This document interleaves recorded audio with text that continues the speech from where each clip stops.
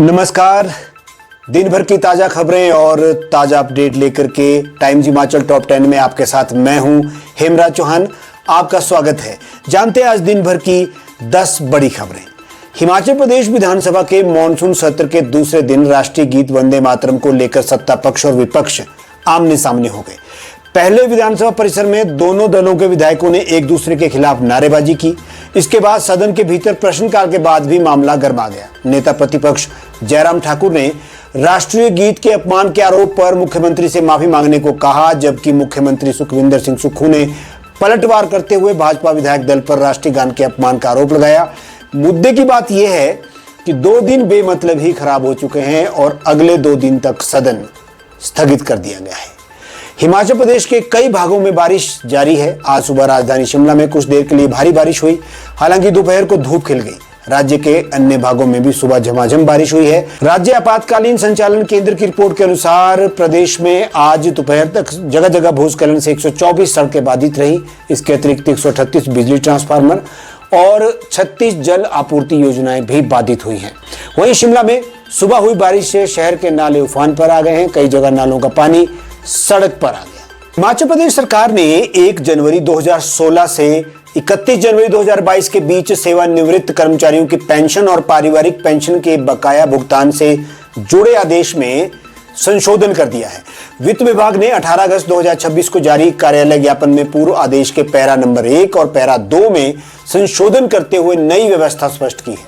संशोधन के अनुसार संबंधित श्रेणी में पेंशन की सीमा 80,000 रुपए से बढ़ाकर अधिकतम 1,12,096 रुपए कर दी गई है और पारिवारिक पेंशन की जो सीमा है वो 46,000 रुपए से बढ़ाकर के अधिकतम 67,248 रुपए की गई है।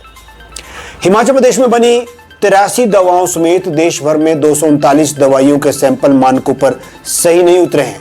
जुलाई के ड्रग अलर्ट में इसका खुलासा हुआ है। केंद्रीय औषधि मानक नियंत्रण संगठन की ओर से करवाई 40 सैंपलों की जांच में हिमाचल के 12 सैंपल फेल हुए हैं। इसमें 71 सैंपल हिमाचल में बनी दवाओं के शामिल हैं। श्री मणिमहेश यात्रा आधिकारिक तौर पर 25 अगस्त से शुरू होकर 20 सितंबर तक जारी रहेगी। यात्रा के दौरान श्रद्धालुओं की सुविधा और सुरक्षा के लिए प्रशासन की ओर से अलग अलग सेक्टरों में अधिकारियों और कर्मचारियों की तैनाती भी की जाएगी। विशेष स्नान पर्वों को देखते हुए प्रशासन ने तैयारियां तेज कर दी हैं। हिमाचल प्रदेश में करोड़ों रुपए के हिमकेयर योजना फर्जीवाड़े की जांच जारी है। राज्य सतर्कता और भ्रष्टाचार निरोधक ब्यूरो की विशेष जांच टीम अब प्रशासनिक स्तर पर जांच का दायरा बढ़ा रही है। विजिलेंस ने तत्कालीन स्वास्थ्य सचिव से पूछताछ की तैयारी शुरू कर दी है। आईजीएमसी में रिकॉर्ड खंगाले गए हैं। निजी अस्पतालों के दावों और दस्तावेजी जो जांच है वो भी शुरू कर दी गई है। तत्कालीन वरिष्ठ चिकित्सा अधीक्षक डॉक्टर जनक राज से पूछताछ की जा चुकी है। कृषि विपणन बोर्ड के सलाहकार को प्रतिमाह अब 80,000 रुपए मानदेय मिलेगा। इसके अलावा राज्य के भीतर यात्रा पर 250 रुपए प्रतिदिन और राज्य के बाहर श्रेणी ए शहरों में 400 रुपए प्रतिदिन दैनिक भत्ता देय होगा। सलाहकार बोर्ड में जो उपाध्यक्ष के समकक्ष इसको माना गया है।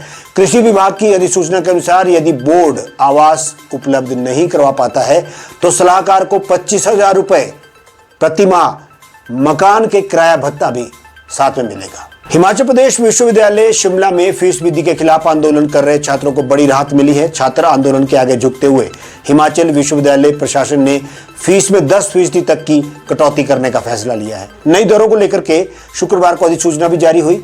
विश्वविद्यालय ने सामान्य फीस में 10% कटौती के साथ 3 शुल्कों में भी संशोधन कर दिया है। मुख्यमंत्री ने भी पिछले दिनों इसमें एनएसयूआई ज्ञापन पर संज्ञान लेने की बात कही थी।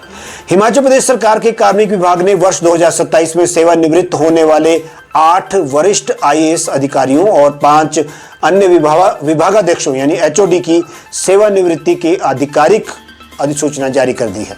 मुख्य सचिव कमलेश कुमार पंत के आदेशानुसार जारी सूची में कई महत्वपूर्ण विभागों का जिम्मा संभाल रहे शीर्ष अधिकारी भी शामिल हैं, जिनमें अतिरिक्त मुख्य सचिव ओंकार शर्मा का भी नाम है।